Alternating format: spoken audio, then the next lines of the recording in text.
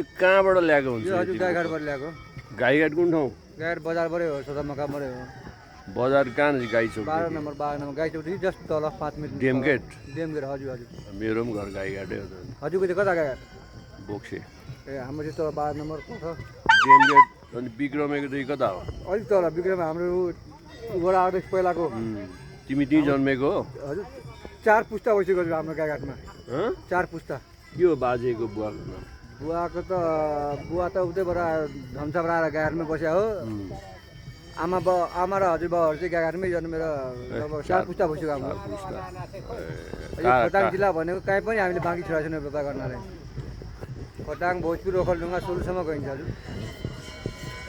बोक्से कारागार पुगेछौ ए कस्तो नपुग्नु अब जन्मेर 4 पुस्ता भइसक्यो हजुर कस्तो नपुग्नु त भन्नु कारागार छेउमा हो मेरो घर ए कुचिन्चो त्यो त ठिकै छ हजुर त्यसमा छिमेकी पऱ्यो अनि यता पाहाडतिर चाहिँ हजुरको म यहाँ हलेसिया हामी त्यहाँ बसेको 18 सालमा हो गाईघाटमा अब गाईघाटमा हाम्रो आमा जन्मेको साल तपाईँको खोइ कति थियो बिर्सिहाल्यो मैले चाहिँ कति सालमा जन्मे आमा जन्मेर पनि खस्यो 55 वर्षमा खस्नुभयो